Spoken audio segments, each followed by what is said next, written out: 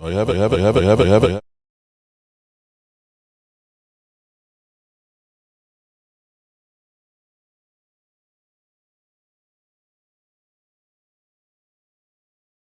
Sting 1, 2. Okay, there we go. I got it now, guys. My apologies. Damn, no sound. Okay, let me try that again. Hey, Sheila, what's up? Can you hear me now? Brother, can you hear me? Brother, can you see me? Can y'all hear me now? I think I got it right. Gentlemen, here who are here, I see everybody's muted, and I fucked it up as usual. Primetime Phil, D2 Stu. Okay, there we go. We got Troy Daniels, and now we got Thomas Garrett. Loud and clear. Sorry about that. Hold on, Thomas. Okay, we got sound. Okay, let me try that again, because this is my new motto of us as Cowboy fans. And let me try that one more time for you guys. Held hostage at the whim of a madman. The whim of a madman. I like that. Guys, what's happening? Do you guys feel like you're being held hostage by the will of a madman? Does anybody else feel like that? Yes. What in the heck is that madman thinking these days? Many madmen. You know, I am. Here's what was okay. I'm scared. I'm scared because we all keep thinking, you know, we need to get rid of Jerry Jones. Jerry Jones. And people used to think, yeah, let's get Stephen Jones. You know, he's the money man. But you know what? He got to be the worst money man that I've ever seen in my life. Am I wrong on this? I'm trying to think of one deal that he hasn't fucked up. No, seriously. You know, now I will say, at least with Dak's contract, they put the voidable years in there, and they always put the triggers in, because I think they put the triggers in knowing we fucked up and we need an exit ramp. Am I wrong? How much money did that cost us the way they drug it out before we got there, though? That's what I'm saying. You know, yeah, I'm sorry. Go ahead, Tom. No, I was just going to say, I was listening to another YouTuber who said they could keep Amari by restructuring this deal to get him down to $10 million and extend it out. It's not money with Amari. No, with Amari. This is the Des Bryaning of Amari Cooper. I think so. And you're seeing guys that are becoming the tools for him, which they're putting out the narrative that, you know, Amari Cooper checks out, you know, the last couple of plays of the game against the 49ers, that, you know, he didn't do everything. And maybe he didn't, but you know what? I can guarantee you can go through every player just about out there and find some plays that guys took off trying to save themselves. The way I look at Cooper, he kind of has more of that, where there's always a guy on their baseball team that gets your rally going. You know, the one that gets on base and all of a sudden everybody starts to get hits. And that's the way that I look at Cooper. I mean, he may not have in the sense of the end of the games, but I think it's honestly, just like everybody says, it's targets. It's like, does he get targeted at the end of the game? You know, most of the time you're seeing the no-namers, because probably he's getting most of the double, triple coverages, but he still has the ability to get open. And with all the injuries, I think that there's a lot of things that toe in. But if you really want the guy, you restructure, because he's the type of guy that. But I think here's the thing. You want him. I don't think they want him. That's the bottom line on here. This is what they did with Des Bryant. If you think back to this whole thing, that him being so vocal and the outbursts and everything else. If you go back and look at everything that happened and transpired between Stephen Jones and Des Bryant, it's being repeated exactly verbatim. You know, the amount of money, and we need the cash, and, you know, he's not doing everything is literally, because I started going through that this morning, and literally you could just change Des Bryant and Amari Cooper and you could have the same article. I was just curious. Why do they think Gallup has more talent than Amari does? Okay, now I can understand this. Now I can understand them if Gallup was healthy, but Gallup, first of all, had the calf injury. Now he's got the ACL. And so when you hear about teams saying, we're not sure about, you know, Jameis Winston, if he'll be ready. Jameis Winston had his surgery like 4 months ago. Gallup just had his. And this whole thing of, he'll be ready to start the season. When has anybody been ready to start the season that they projected with injuries. Didn't they say he'd only missed like 3 or 4 weeks and he was out, 9 weeks? Give or take. Right? They said What Neville Troy said- Gallimore, he'll miss about 3 weeks with the hyperextended elbow. He missed 11 games. Tristan he Hill, came back- he'll be he- ready he for kinda- training camp. He missed 10 games. So why do we believe that all of a sudden that Michael Gallup is going to be back 100% ready to go? This is personal. This isn't business. This is personal. And They favoring Gallup because Gallup is the guy that they trade. And that's where it doesn't make sense because you did give up a number 1 for him, Dante. Number one for it. Yeah. Well, the problem is a lot of GMs, when they go into any kind of trade, they worry about the outcome. Okay, is this going to get me fired? They You don't don't have to have here. that here. You don't have that here at all. You're actually worried about the future money because it's your family business. they're billionaires, but it's a mom and pop business. It's a family thing. Like on a smaller level, me and my dad ran a family bar, and some decisions I made were based on chemistry. Like some bartenders, I'm sure were better than the ones that I hired, but I went with the guys that I felt good with. And for whatever reason, they don't feel good with Amari anymore, so it's time for him to go. And there has nothing to do with the money, and they don't think he's better than Gallup. No, this is personal. This is you did not do what we told him to do. Losing Amari doesn't hurt. It does, because even when he's not putting up the stats, he's still, to Phil's point, he's drawing double, triple coverage. He's making life easier on the offense. But they're in the belief that CD can make that leap, and it's a year 3 wide receiver. Historically, that's the year they make their breakouts, and I think that's coming. But it's personal with Amari. It's not money, and it's not that they think Gallup is better than Amari. Yeah. It's just they don't want Amari there anymore. Yeah, this is It's something going on that we don't know about. Something has happened down in Arlington. I can tell you what happened, Tom. I can tell you what happened. tell us, Dante. So this is where it falls down to. Number one is Kellen Moore's team. Kellen Moore don't know how to use Amari Cooper. Who they gonna choose, Amari Cooper or Kellen Moore? They gonna pick Kellen Moore because they like him. Yeah. So they Jerry's gonna figure out son. a way to make. Jerry's son, Kellen Moore. Yeah, exactly. So it falls on that. Number two, it also falls on the fact that he wasn't vaccinated. Jerry Jones still pissed off that he missed those games. Mm-hmm. You think he's Wow. just gonna You sit know back and what? let that go? You know what? I'm gonna say this, and I'm gonna be done with that. With this. Go ahead. You know, the other day they was talking about this stuff about lack of participation in the playoff game against San Francisco. Mm-hmm. A few hours ago, Law Nation, he threw the video out there of the San Francisco. Yeah, and game. he just sent me a text message and said, "Man, they mad at me." Okay, he literally said they're mad at me. I was like, "What'd you do?" You know, I didn't see nothing, and I'm like, "What in the hell?" He said it's is Amari going on? Cooper smear campaign video, but yeah, Yeah, they are. I saw They really are. Let me ask Stu something. He's a student of drafting, either whether it be fantasy or the actual. It's just a draft. fantasy. Okay, go ahead.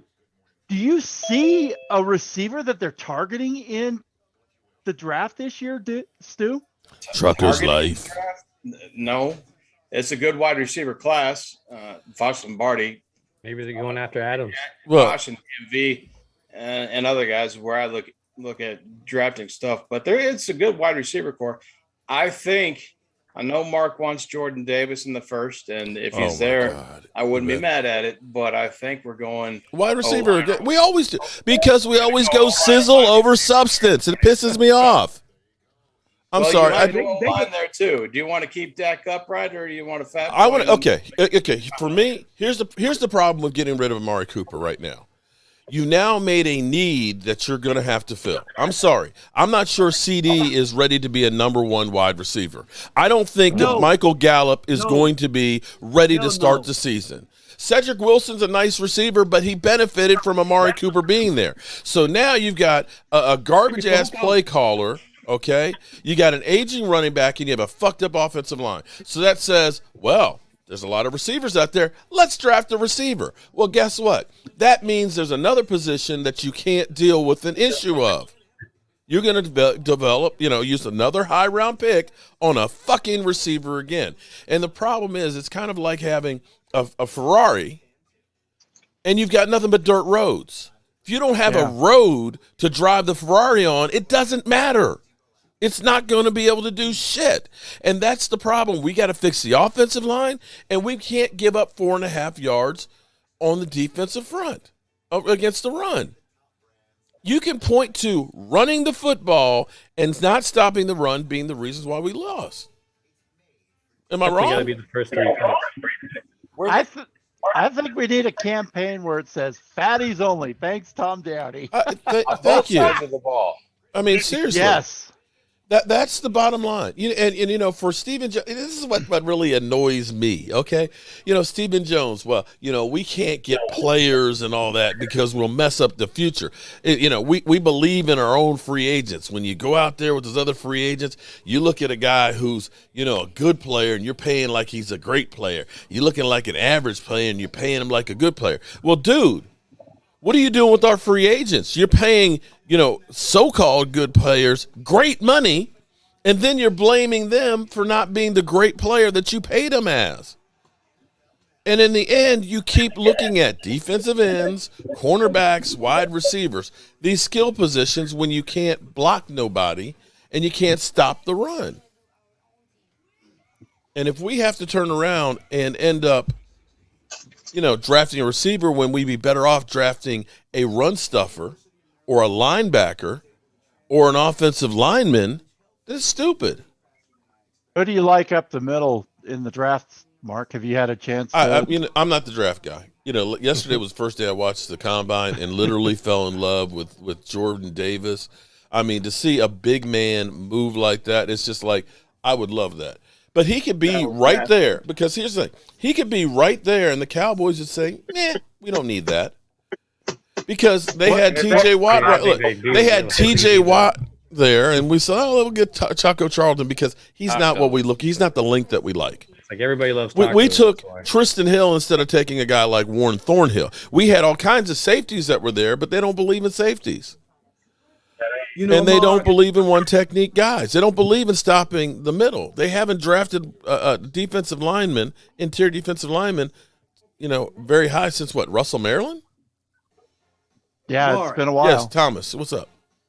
I was talking to my Cowboys family late last night, and I told him, I said, man, the Joneses are so ass backwards. They are. Will McClay has saved them. Oh, yeah.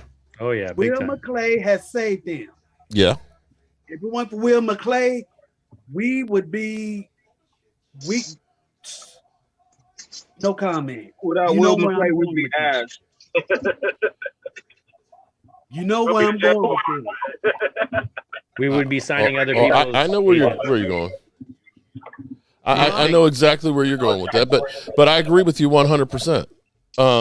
The Cowboys don't believe in the line. Now I'll give them credit because they finally realized it when Tony Romo couldn't stay upright that we've got to invest on the offensive line. Unfortunately, it was too late. And here's the problem. I still say that this offense. Think about this now. I mean, listen to me, because people will say, well, Dak's got to have everything perfect for this for him to be successful. It's not just Dak. It's not just Dak. Every quarterback. That's with this system. When you go back to after the Cowboys won the Super Bowl, think about the 2 games without Emmitt Smith. Without that running game, Troy Aikman, Hall of Famer, we lost those. And then one of the other games, they only lost 4 games. One of the other games that they lost, we didn't rush for 100 yards, and we lost that one. So I'm telling you, after a Super Bowl winning team, when everything's not perfect on this offense, they don't win. And you can look back with Tony Romo's career. Every year we made the playoffs, we had a great running attack. So does that say that Tony Romo wasn't a good quarterback? No, it says that this offense does not work when you can't run the football and when you don't have things clicking. Baby. And see, this is the and this is the thing with this. When it works, it's great because you're clicking all cylinders. Zeke Elliott's got holes to run through because the offensive line's running. But once something breaks down, think about 2017 when we lost Tyron Smith on that side. Boom, all of a sudden this offense went to garbage. Think about 2015, you lose Tony Romo. This offense went to garbage. Think about all those years that we didn't have a good running attack like we did in 2014 with DeMarco Murray, 8-8.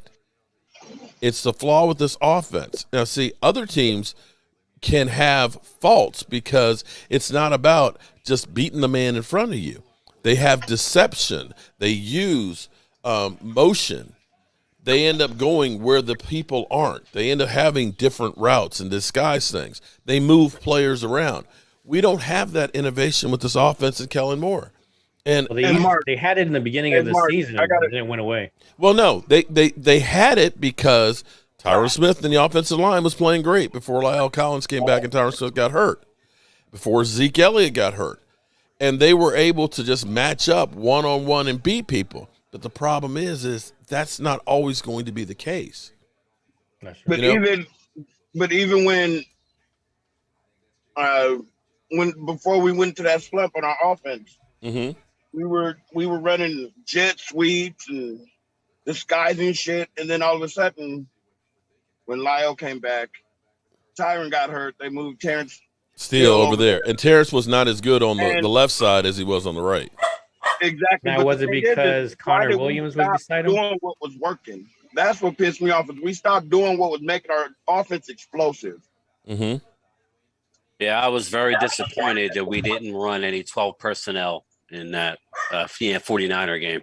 Our running game was on point when we had the two tight ends in the game. Right. And we didn't run it at all, Mark, at all. Yeah. You know, the problem 12 personnel actually worked really good for us. The problem was we got figured out, and not only that, Kellen Moore, he knew when we got figured out, he didn't know how to get creative. And that's a weakness of his. He don't know how to get creative when when he gets figured out. Yeah. He's stuck in adjustment. That's true. He doesn't know how to adjust. That's the problem. And the thing about, when you get to playoffs, you got to be able to run the football. You got to be able to run the football. I mean, I'm not going to say there were so many things that happened after the New England game that ended up making this bad. You had Zeke Elliott with the PCL. Okay. You end up having Tony Pollard end up, getting his having his plantar fasciitis. You ended up having Tyron Smith, of course, with his ankle, and Tyron Smith was never the same after that. You had Dak straining his calf muscle there. You had now La'el Collins back in at right tackle, and I still don't think he was as good as Terrence Steele was at right. And then you had, so it was like a whole lot of things that happened all at the same time. Michael Gallup. Yeah. Then we lose Michael Gallup, I think, the Thanksgiving Day game? Yeah. That was a terrible. That was the Cardinal game. No, we lost. Hold on. We lost Michael Gallup real early, and then he came back, and then we lost him again. Yeah. Exactly. My thing is with that, why the hell are we trying to get rid of Amari Cooper? Amari and keep Gallup when Gallup had a complete season his whole career? Just the money. Well, it's because the Cowboys love injured players because they feel that they can get a discount. I want to win. I'm tired of discounts. I want to win. Shit. Now, Mike Fisher was saying. Now, this was one of those ones I didn't even say anything about it when I heard it Friday night. Law Nation did, and Fish jumped back on him. Was like, "No, you misheard me." But he was talking about Michael Gallup, that they were closing in on a deal for him, and he said rumor was that it was going to be a 5-year, $30 million deal. And I was like, I don't know who said that, but there's no way in hell that his agent would be settling for basically $6 million a year when he could be getting $12 million out there. I'm like, there's being a team player. That would be really being a team player. But I don't see that to lock up that long for $6 million a year. I'm like, Blake Jarwin was like 5.2 a year. So it's like, you're going to tell me Michael Gallup would sign that? But I would love for him to. I would love for him to. Yeah, but that's why I didn't even talk about that. So, and then of course Law went through. And Somebody speculating somewhere. Well, that's somebody that knows absolutely positively nothing. Then, right? Because he did say don't take my word for it though. He did say don't take my word for it, but that's rumors going around. Right. I would say this is a bullshit rumor because there's no way in the world it was somebody who was going around speculating, just throwing a number out there. But at least throw out a rational number. At least say, 5 years and, like 60 million or 30 million for 5 years. It's like, dudes, he's great when he's on. He's good when he's on the field, but I don't even think he's worth 12. Maybe okay, and here's there you go. Now that's another question right there. But here's the thing: are we going to look back in 2 or 3 years from now, and he's going to be getting the Amari Cooper treatment? Hello. Because how many times have they paid somebody and then they look back and say, this guy was greedy and they took too much because of their mistakes? Hey, Roland, how are you doing? I just Hi, Ms. Roland. So I came on over. Well, welcome to the chat. We're here bitching. All of us are just bitching like crazy. Shout out to everybody who's watching online here with this. I told you, Mark. Let's be real.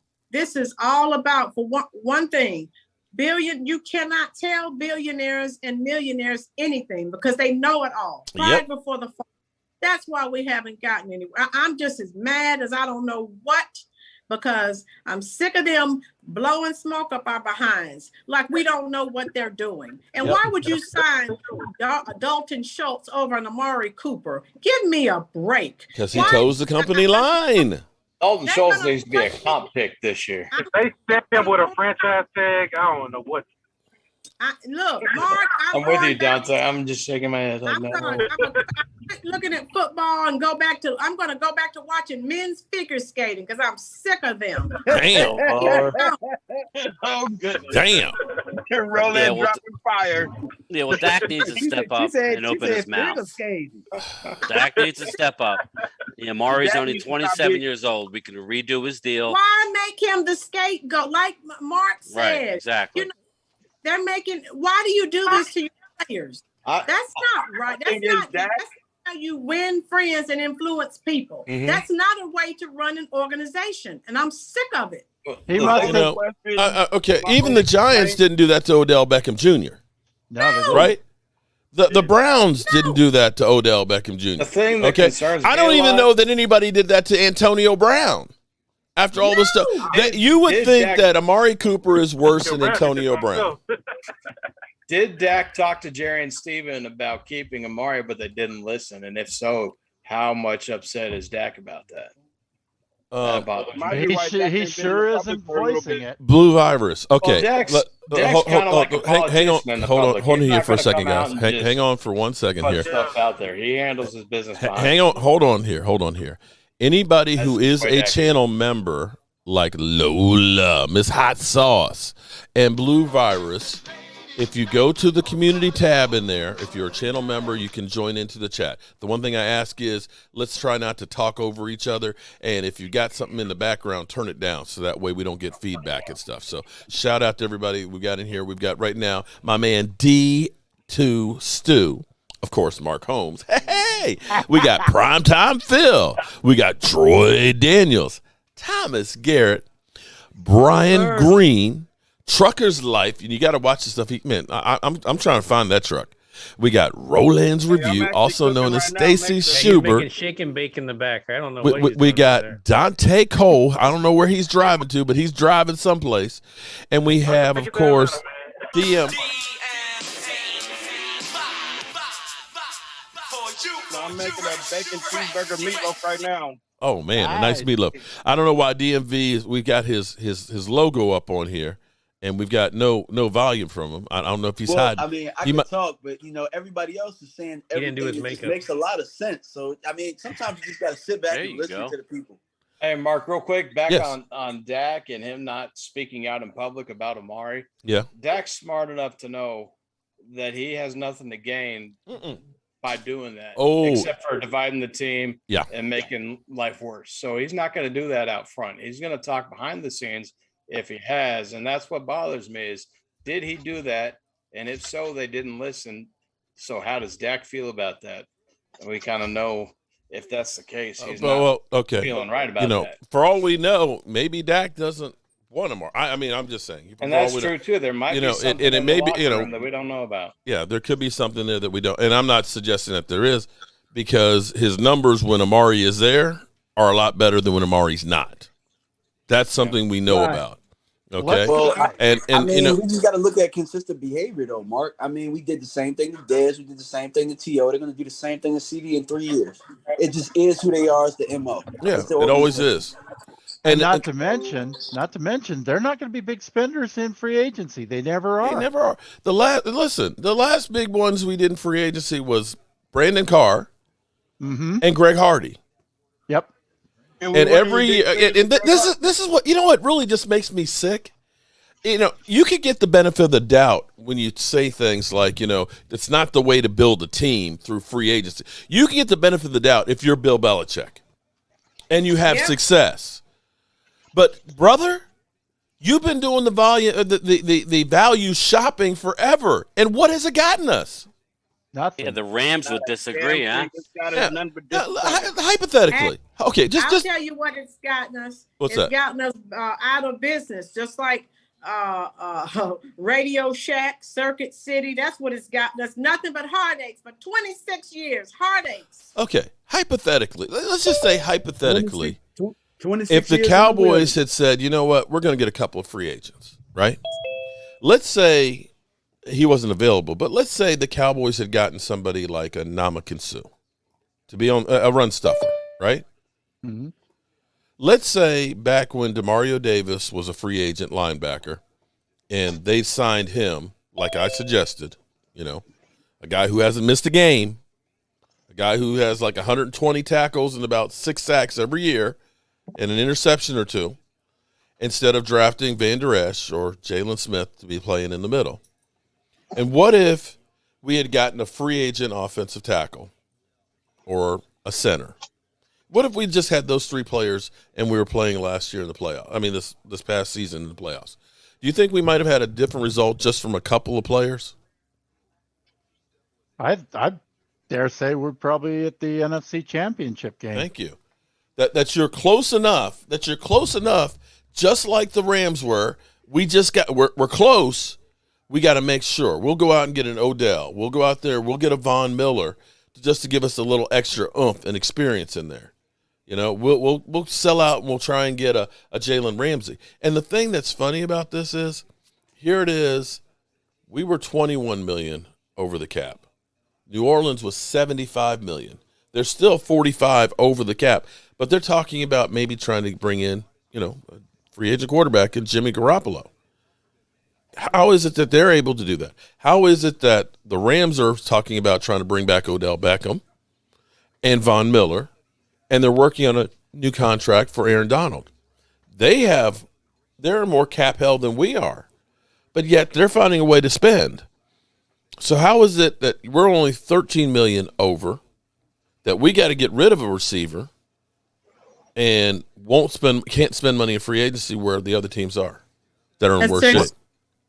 That's their excuse that they're using, like we don't know what's going on. They're running this football team like billionaires run their private life. Yep. They pinch your pennies, like that's the difference. Other teams, they're trying to win Super Bowls. We're trying to save money.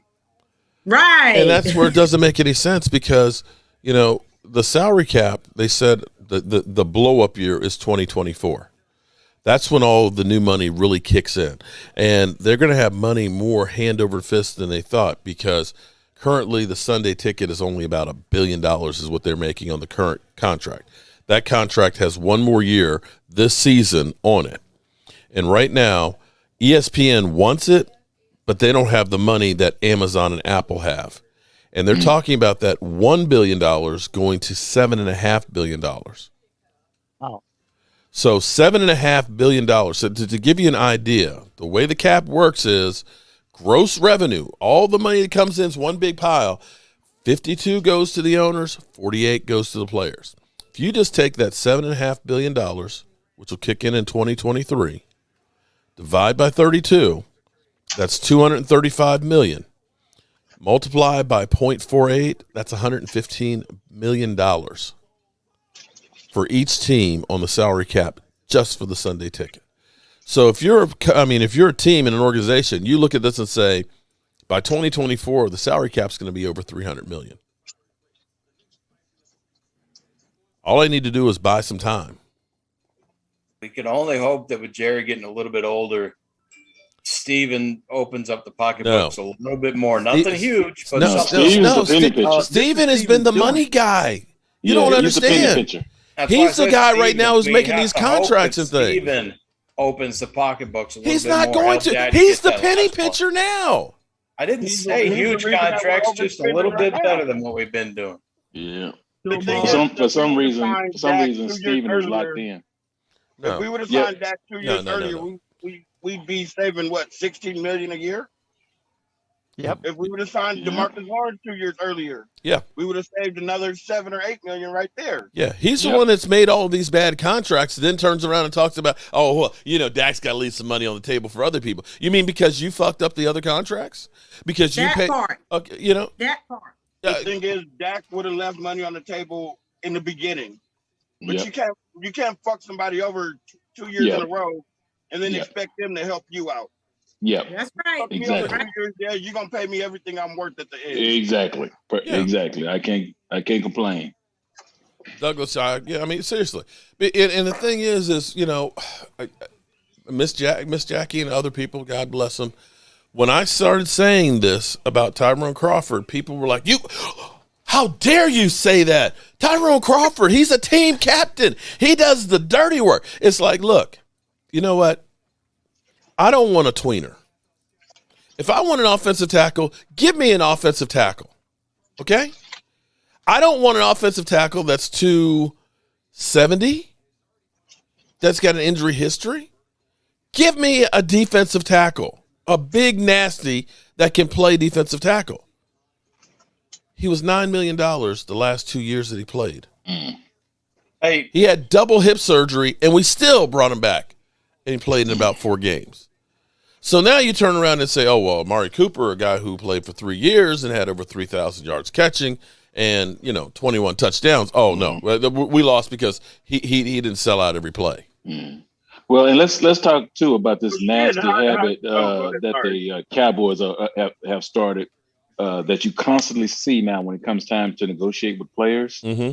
Now the Cowboys continually leak out bad negative information about players when it's time to contract negotiate. They always do that. And and it's so disgusting to me, and it's so third class. I mean, that's a trash organization that does that sort of thing. Right. And what they should do is just man up and own it. Okay, say, hey, for whatever reason, the production didn't match the money, and we're deciding to move on. But we love Amari and wish him the best. I think Cooper is be a man up.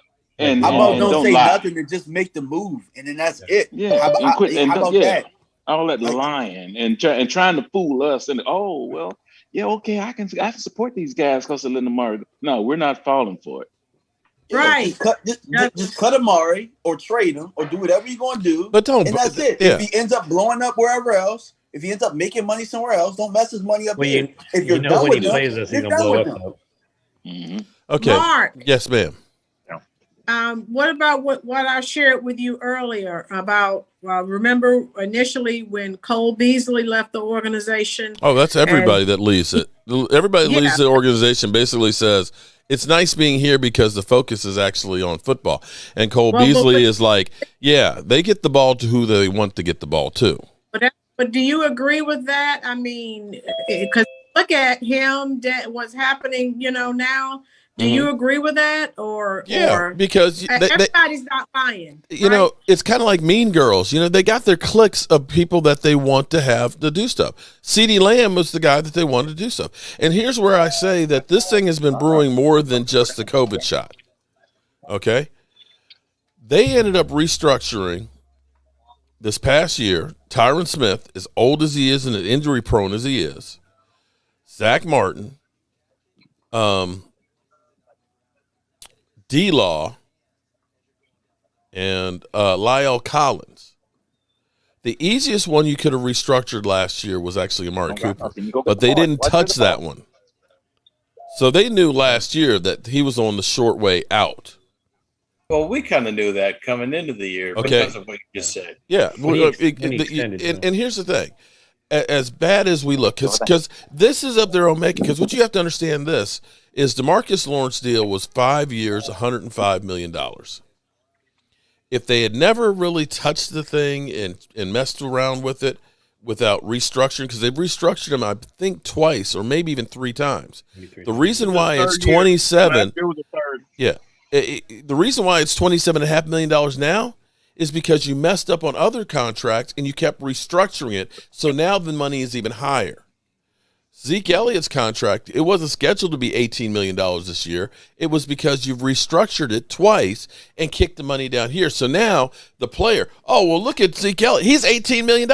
He's $18 million because you borrowed money on from years ago, and now it's kicking in now. Technically, it was never going to be that high.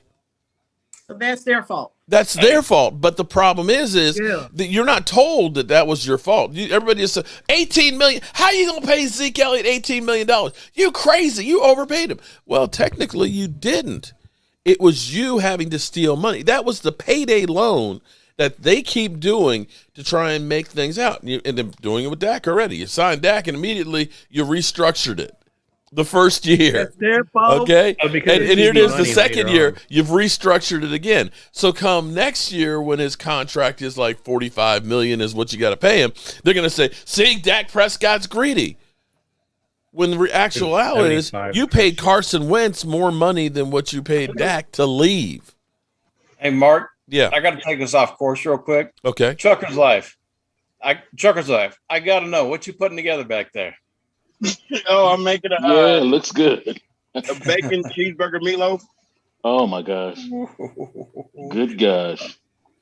That looks good. Continue. All right. So, and if you want to see the final output of what Trucker's Life's doing, definitely check out his YouTube channel there, because he's going to be cooking it and putting it out on a video.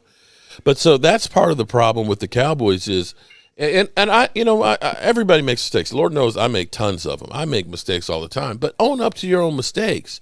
Instead of saying that, oh, well, when you pay a guy that kind of money, well, how about when you guys make that kind of money and you make mistakes, we expect you guys to be in the Super Bowl from time to time.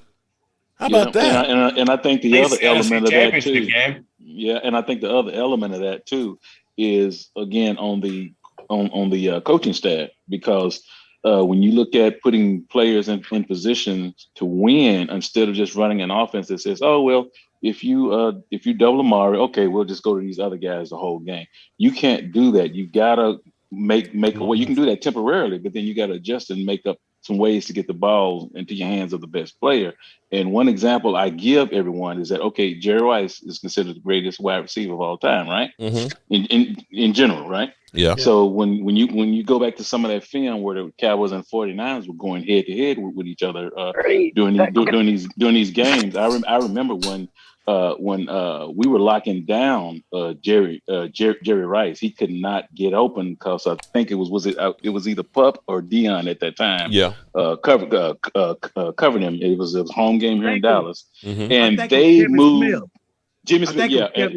Kevin Smith. Yeah, Kevin Pup. Yeah. And they moved the great Jerry Rice, the greatest receiver of all time. They had to move him into the slot to get him away from Pup, and they ate our butt up with him in the slot. Yeah, and that's he was doing anything with when Pup was on him to begin the game, the first quarter, he didn't do anything. And then they moved him to slot, and that about midway through the second, and he tore us up, and they tore us up. And that's what we don't do. I think if you look at it, I think that's what they want to do with CD, is put him in the slot. He'll be on the outside end of the slot, but you get more out of CD with the yards after catch there in the slot. Right. Yeah, then my thing is with CD, why are they still running him with the same fucking routes? One more. Okay. They run 3 routes with our receivers. We got receivers that can run the whole route tree, but we're running 3.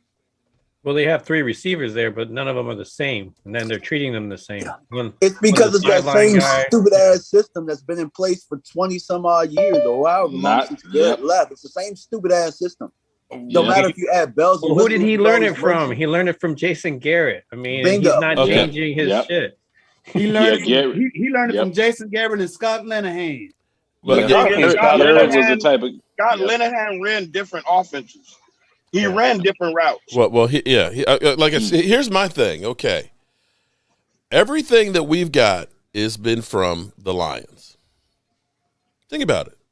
Kellen Moore was a quarterback for the Lions who came here with Scott Linehan, who was with the Lions.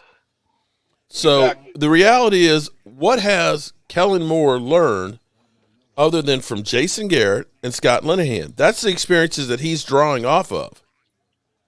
Mark. Yes. I think it's Boise State too, because he brought in that Boise State receiver coach. Well, that's true too. And how many times have you heard an offensive coordinator that gets a guy? They just hired him with Carolina as a consultant. You heard any other team have to bring in an offensive consultant? Okay. Washington did it when they were struggling at one time, and they kept firing the OC, and then they had somebody that was an offensive consultant. You only do that when you're struggling. So that means Kellen don't know what the hell he's doing. That's what it means. Thank you. We've got an offensive consultant. We got Mike McCarthy, whose ass needs to put a little bit in that playbook. But here's where I'm kind of still mystified here. I agree. Was Mike McCarthy so desperate to get a job that he said, I'm going to take the Dallas Cowboys, but I'm not going to be able to do anything that I want to do? How much of it was he kind of got fat and happy? Like, Kellen has it? Cool. Kellen, you got it. I don't want to do this. But it's your ass in the sling now. No, yeah, I can't say that because he's been getting so much hell. Like at that point, if you're getting so much hell, wouldn't you want to take over? Right. Yeah. My question and that's what coaches normally none of it do. makes sense at all. My question with that is this gonna be the year Mike McCarthy finally goes to Jerry Jones and tell him, hey, your fucking way didn't work. We're going to do this the way I won a championship. He's trying to do it now. If you listen to him in the media, he really been kind of letting the hair down a little bit. Here's the other thing. Is this the year that he's actually going to do it? Instead of just talking it, you got to be about it with the actions. Agreed. Here's the other thing. I'm thinking that Dak is the offensive coordinator. How many times did he check out of Kellen Moore's plays last year? Like 70% of them? Kicked out of him play too. Yeah, but Kellen also came out and said that he says then 3 plays at a time. Dak chooses which one he wants to run. In other words, he's the offensive coordinator. Okay. I think he checked out of all 3 of them. He went with Mark, you said it just right earlier. You said how Kellen Moore, he starts off good, but then he don't know how to come back. He knows the same thing. People figure it out. Yeah, he don't know how to counterpunch it. He'll just sit there and stick to what he knows. He's not creative. I hate the guy. He's great, and that comes directly. And now that's what comes directly from Jason Garrett, because Jason Garrett says we do what we do and we don't adjust. We make other people adjust us. If you took that's the problem. If you took Kellen Moore and stuck him in the room and told him to design plays, he all about it. But when to call that play, he has no idea. That's the problem. It's funny because. And then another thing, Kellen Moore, he has a reputation of getting cute sometimes. He gets cute sometimes that it backfire on him. He needs to stop that. True on that one. But, everybody's like, oh, he could be the next Sean McVay or oh my God. Or Shanahan and stuff. But see, those guys, here's what you got to understand. Those guys were coaching rats. Shanahan was right there with his dad learning coming up. Sean McVay was there as a ball boy originally for John Gruden and worked his way into the system and stuff. And they took their lumps with Washington. Kellen Moore was like quarterback coach and boom, offensive coordinator. This is the Jason Garrett, hyper school. This is like going to University of Phoenix. Okay. You might have the degree, but what does it really do for you? Oh, no, it's just a guy that made C grades and he's just knows people and people have kind of pushed him into the roles and now he's doing his thing. I got a question though. Has anybody thought about this? With all the interviews Kellen Moore took for head coaching positions this year, do you think he actually might have learned something from them fucking meetings? Like them tell him, hey, maybe I can pray that he did. I can pray that he did. That he ain't as smart as he think he is. That's what he learned. And that's good. You can hope. Because he actually opened his fucking mind now and actually make a push to be more aggressive on offense. Well, to be more creative. Well, we can only hope so. Being able to adapt. Coaches are like players; they got to grow too.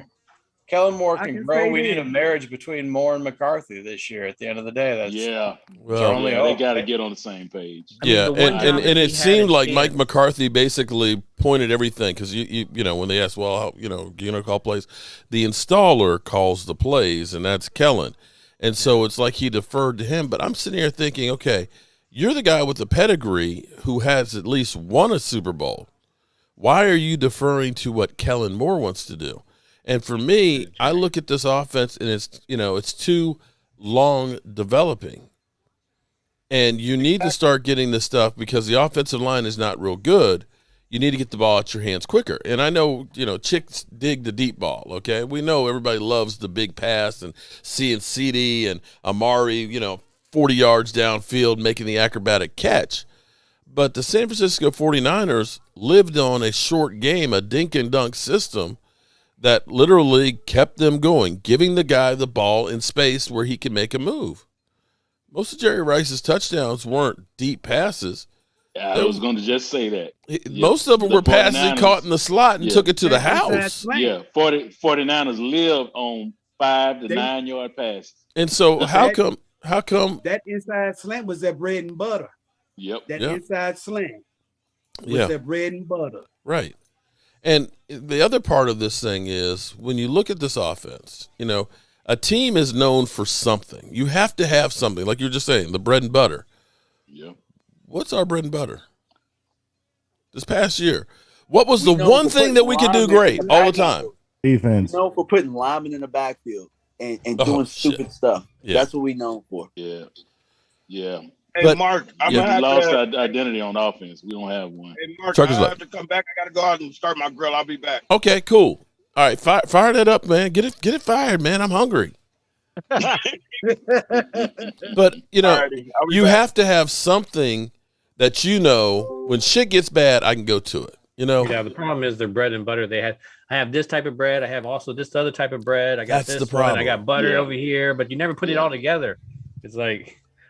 And that sounds like Mike Nolan when he was talking about, well, what's the defense? Well, we're a 3-4, 4-3. We're a hybrid. We're going to match up with everybody.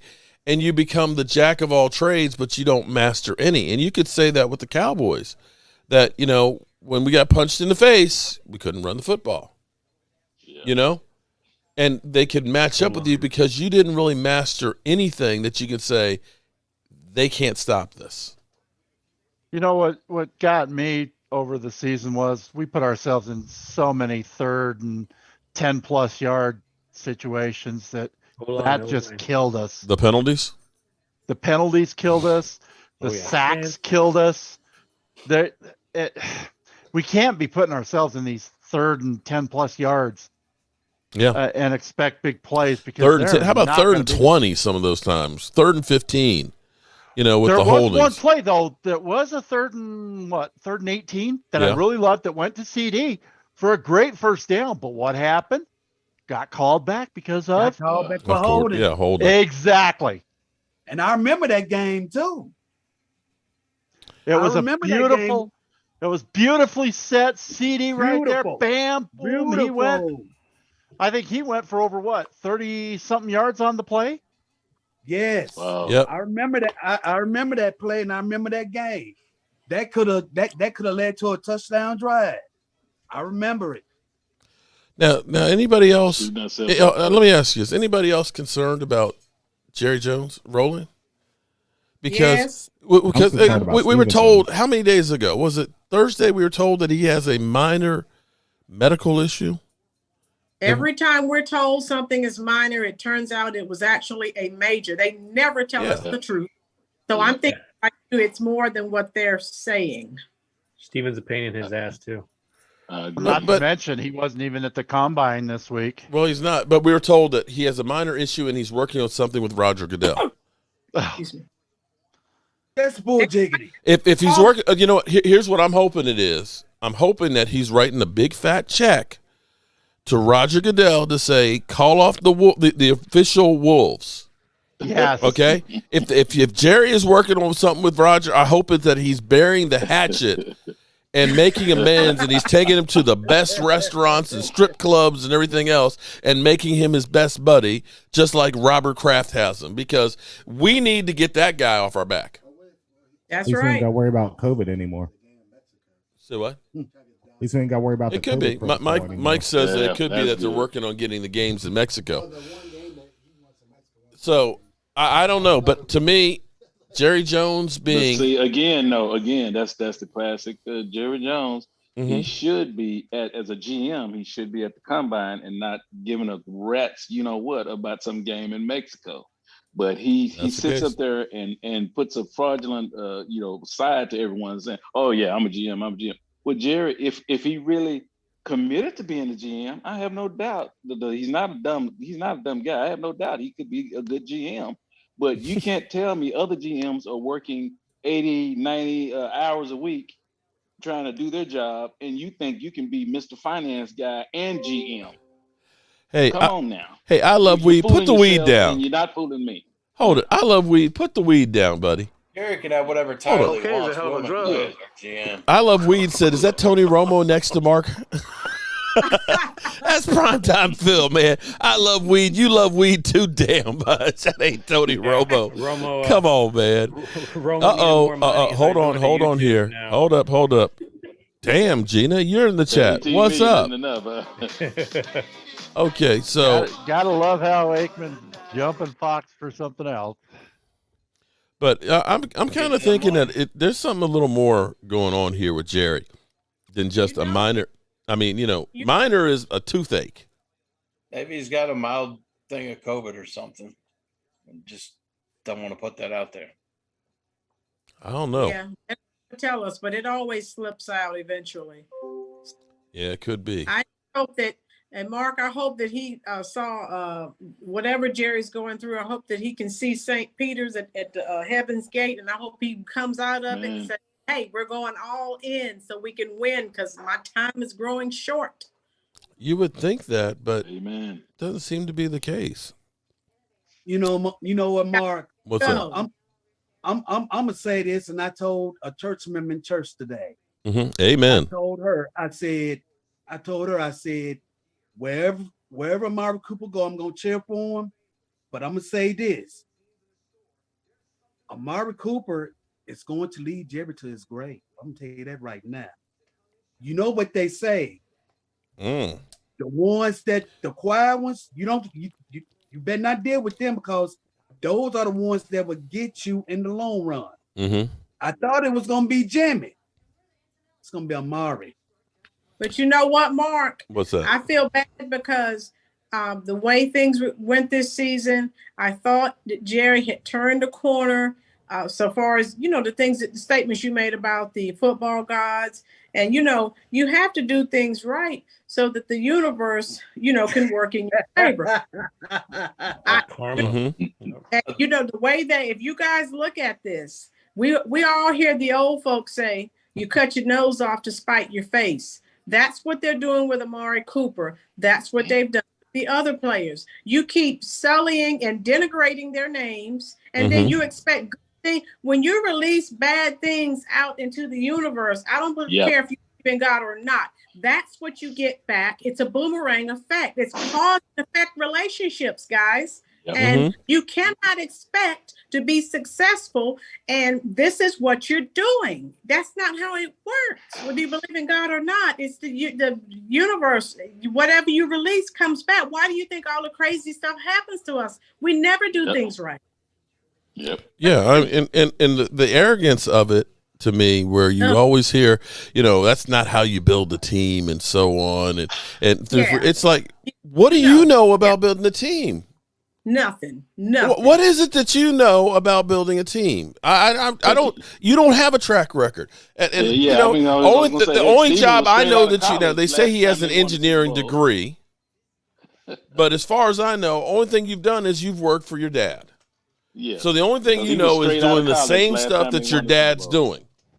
And that's, to me, is the same thing of Kellen Moore. You work for Scott Linehan and Jason Garrett. So we still have Scott Linehan and Jason Garrett here running the offense. Get them out. People with high they may have high intelligences and they think they know everything, but they're so smart, they're stupid. Yeah, you know what they say. What's that? You can be smart, but you will be smart. You will be too smart for your own good. Well, that's right. You're an educated fool. You're an educated fool is what my uncle would say. Who you got behind your head right there? I'm sorry? Oh, that's my boy, Emmitt Smith. Got him right there. Yes, sir. You know, it's always funny to me because I had this project at the Smithsonian, right? It's at the National Indian Museum. And it was the Oneida Nations display. And the crazy thing about that whole museum is there's not a plumb straight wall. Everything, the Indians believe in circle of life. And they followed this throughout the whole place. And they had an architect who designed this bulkhead that they needed to put all these cameras and stuff in there, okay? And he would be what my uncle would say is an educated fool. They had a bunch of different contractors that were trying to build this thing the way it was designed.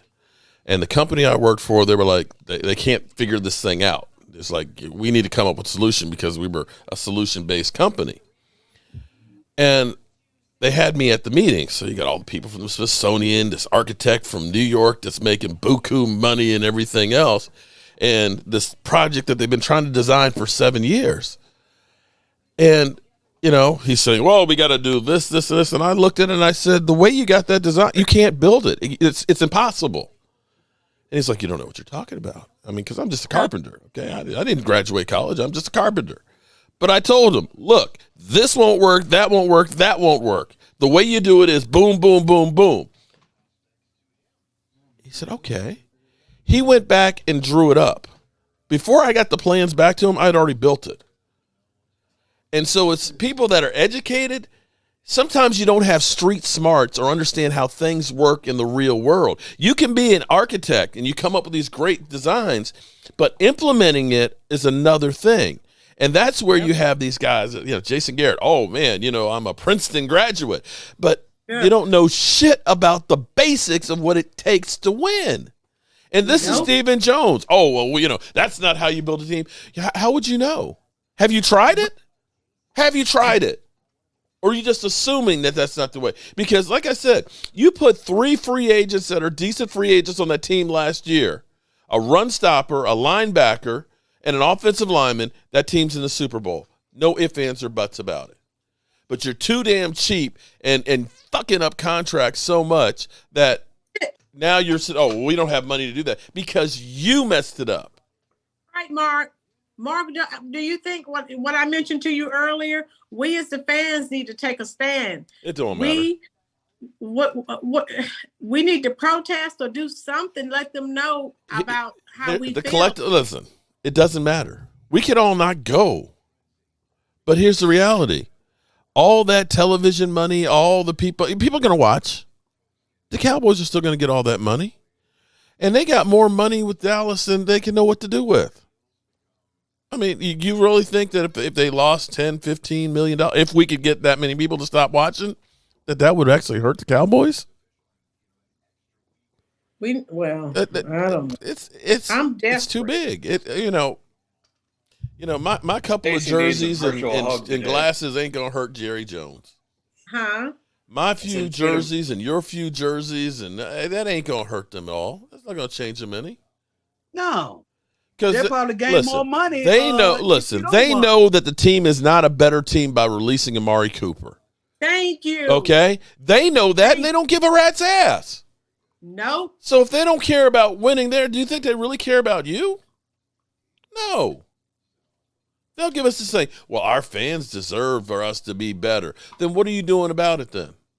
Making it worse by cutting Amari Cooper. You're going to go through and sign another injured player in Michael Gallup. You're going to let a guy who's been playing go. Who didn't get their all. And you're going to try and tell us that we're a better team with a guy who probably won't be ready to start the season. But they kept other people on the team who didn't give 100% all every snap, but he's public enemy number one. So yeah. And then the bad part about it is Michael Gallup ain't gonna be ready until November. No. That's what I keep saying. But see again, they're selling us on he's gonna be ready to start the season. And I'm looking at it, and I'm trying to think of any player that they said, other than Dak. Although Dak had his issues where he wasn't quite ready because of the shoulder and everything else. But they always tell us, to be trusted. DeMarcus Lawrence, he's going to be ready to start the season. He wasn't ready to start the season. Tristan Hill, he's going to be ready to start training camp. He wasn't ready. No. It's going to be CD and young guys. It's a nice wide receiver class. We got 7 picks. We're going to get, I think, and I'm not an expert, but I think we get at least 1 lineman, 1 tight end, 1 wide receiver. I think multiple wide receivers probably where we leaned defense last year. We'll be filling. And then we go bargain basement shopping for everybody else. And we'll find a couple of guys that are decent, but you don't find anybody that's outstanding. I mean, J-Ron Kearse, he was the guy. That's what hurts the most. Okay, yeah, J-Ron Kearse. So all the free agents we signed, you look and say, J-Ron Kearse, that was a really good one. But you don't look at it and say that the Carlos Watkins and the Brent Urban was okay, but you don't look at him as a really great player. The Malik Hookers, the Keanu Neals, and all these. Yeah, they were okay. I'd like to have Hooker back. I would like to have Hooker back on an affordable deal. Me too. But again, and Kearse, but I think we're going to be my number one.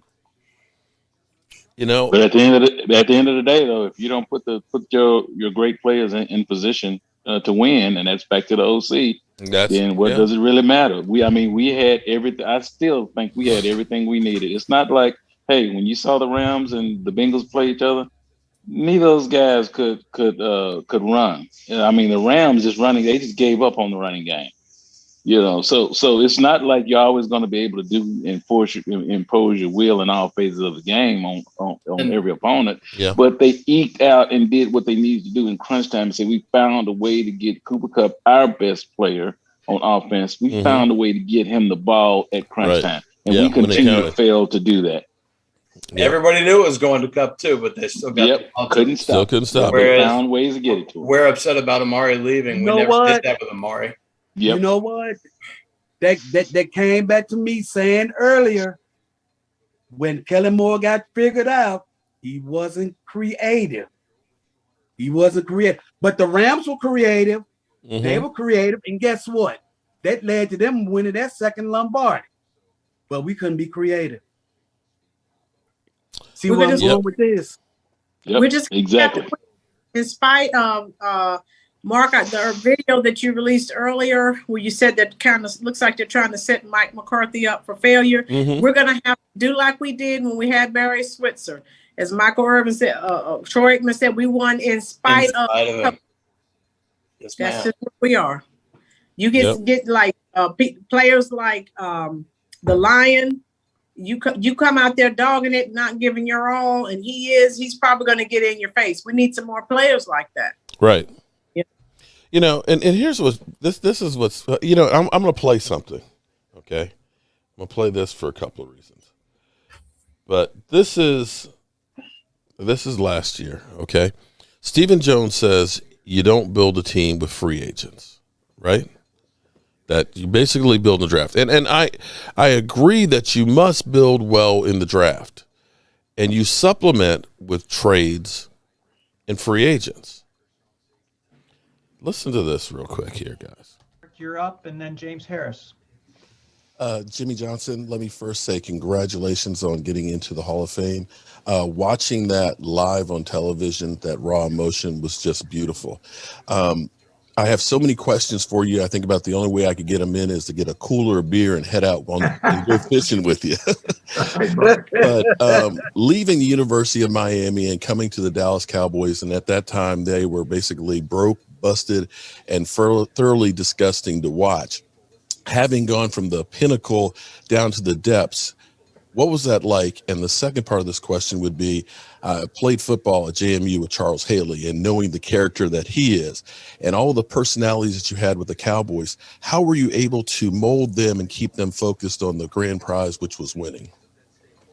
Well, first of all, people look back on it and they say it was an easy decision to leave the University of Miami. But we had gone through 4 straight seasons where we played a national schedule and been on national television every other week, and only lost 2 regular season games. And so we had a powerhouse football team, and I knew it was going to continue that way because we had a great, group of talent. And then going to Dallas, Tom Landry is one of the greatest coaches of all time. But they had 3 straight losing seasons there at the bottom of the NFL at 3-13 because they just didn't have any talent. And and obviously there were some older players that helped us, in winning our Super Bowls. But a lot of it had to do with, I brought in Tony Wise, my offensive line coach, and he put together what is considered one of the greatest offensive lines in NFL history. But he did it with a free agent defensive tackle, Mark Tuinei, at left tackle. He did it with a left guard where the previous staff said get rid of him because he was too fat, Nate Newton. We took a 3rd-round pick, 245-pound offensive guard. I asked Tony, I said, can you convert him to a center? He said, I'll make him into a center. So we moved Stepnoski to center. And then we took a 7th-round pick, Kevin Gogan, who had struggled his early years. We moved him to guard and took a 3rd-round pick, Eric Williams, at right tackle. So, those players hadn't developed, but Tony Wise was able to develop them into a great offensive line. And so, the combination of having some great assistant coaches and acquiring a lot of talent with 51 trades in 5 years, we were able to win that Super Bowl. So it was a great feeling. Thank you very much on that. All right. I'll follow up about Charles Haley. Yes, he was a character. So actually, this is actually important too. One of my favorites. Yeah, Charles Haley, free agent.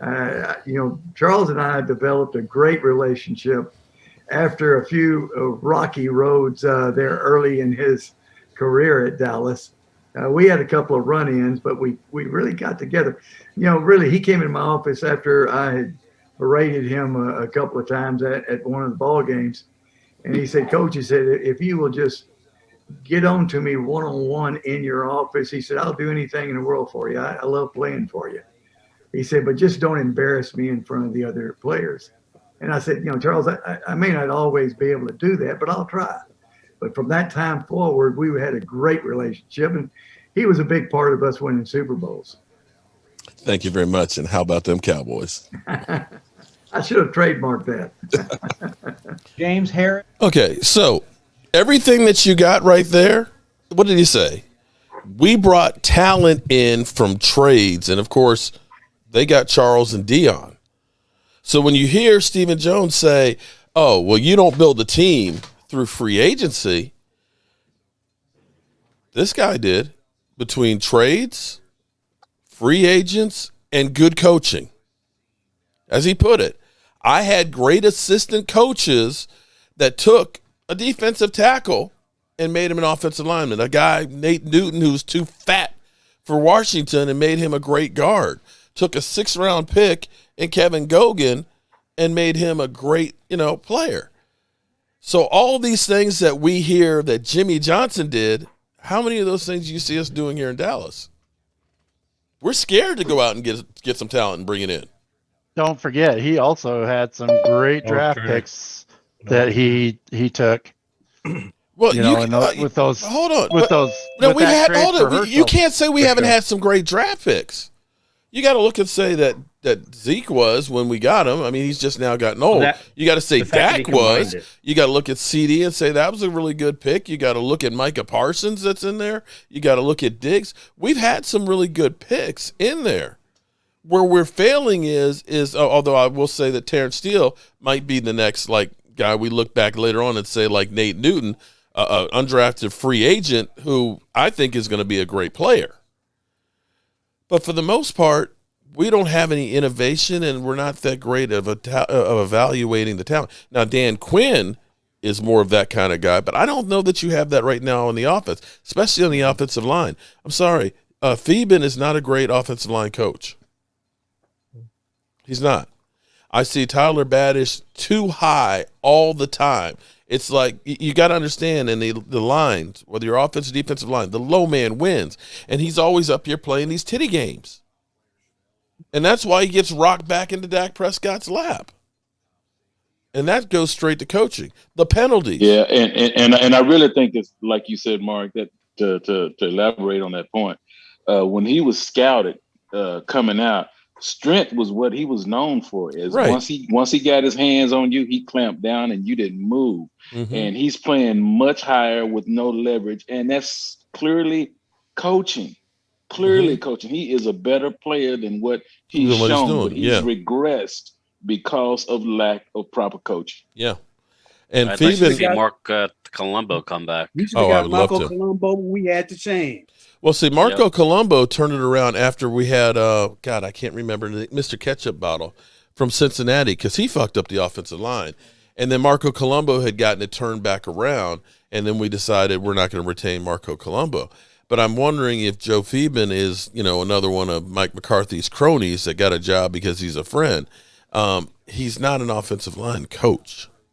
I'm sorry, he's just not the guy that's taking them to another level. So to me, all of these things add up to our issues. And the difference between winning and losing in football is this much. A block here, a penalty there, or the difference between winning and losing. Hey, Mark. Yes, sir. Daxton Hill's fixing to come up. All right. He just ran his 40. He just ran his 40. Who did? It was a good time, but I'm not going to tell you what his time was. I think I missed it. I'm here with the Daxton nerve Hill's center right after Kyle Hamilton. Oh, okay.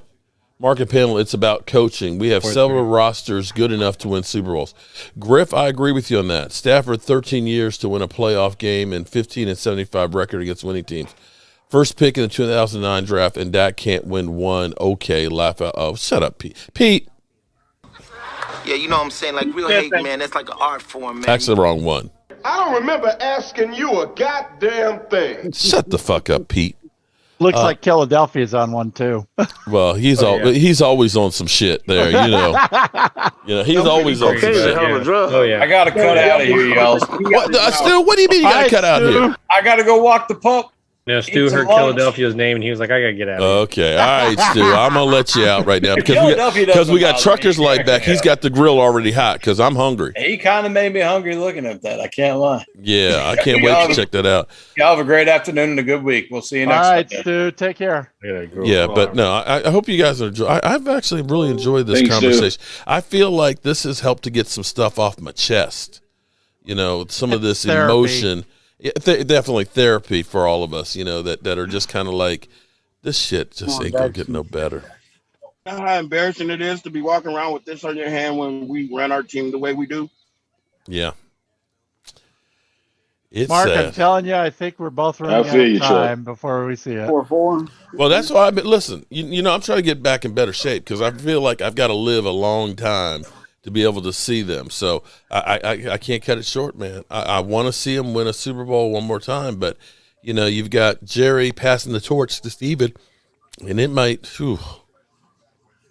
get rough.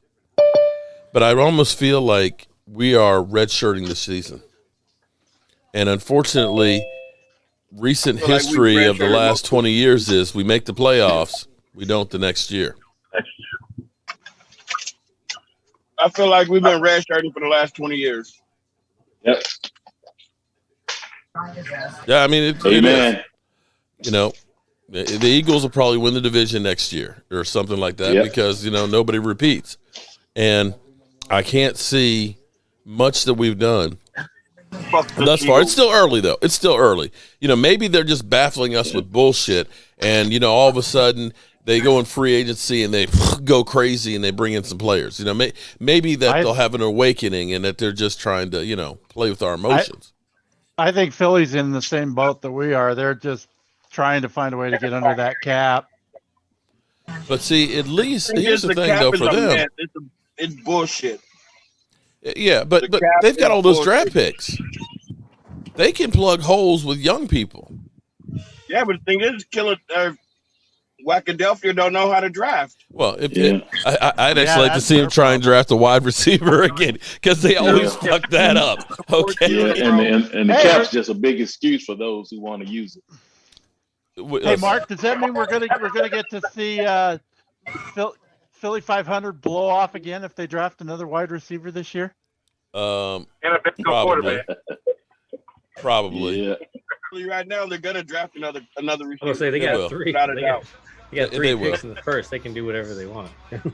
I bet they packaged 2 of those and try to move up. Get Jordan Davis.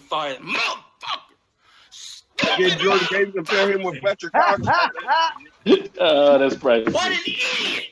I love that blow up. That was a great. That was a great one. Oh my god. Hey, Mark. Yes. Did you get that email I sent you?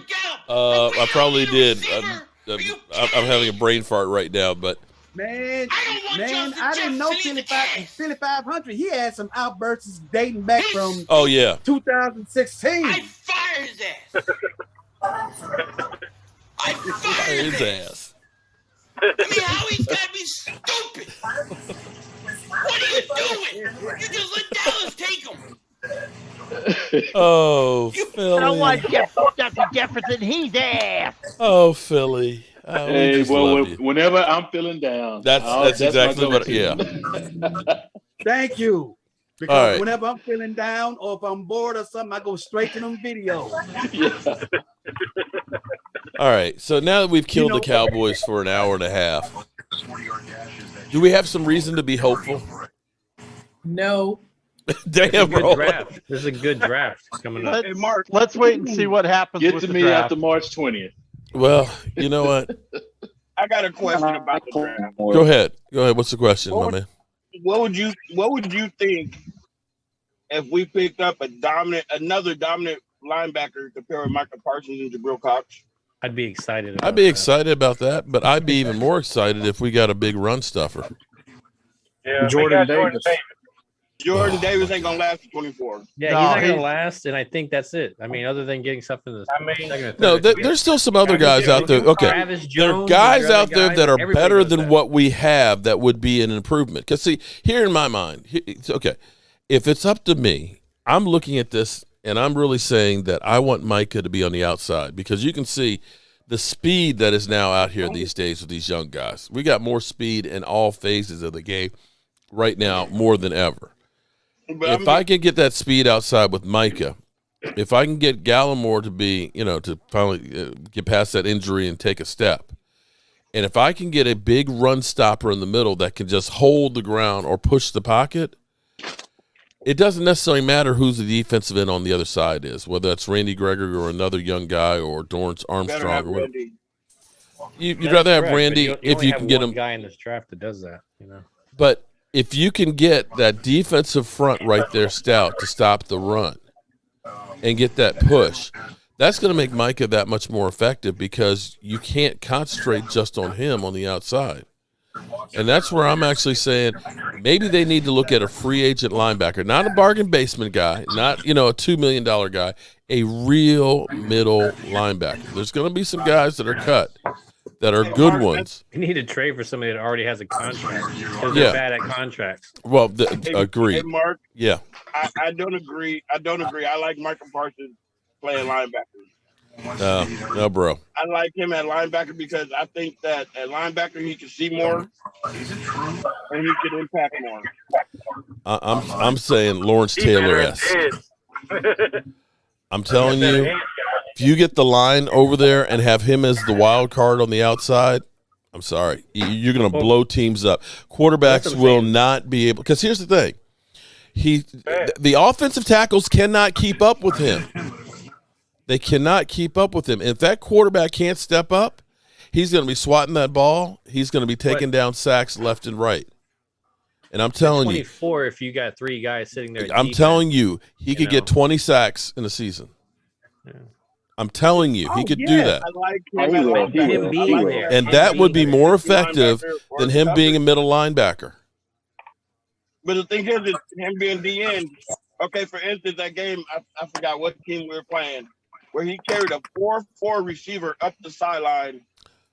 Yes, he did. What other linebacker going to be able to do that? Jabril Cox can't keep up with that. But guess what? Guess what? If he's there, the quarterback in 2 seconds, it don't matter who's not covering him because the quarterback's not going to have time to get the ball to him. I like the way we all know the way Dan Quinn used him this year. To be honest, the way he had an impact at every level in coverage and runs. But you could see the difference of him. He was more dynamic. You could see the difference of him being out there versus D-Law.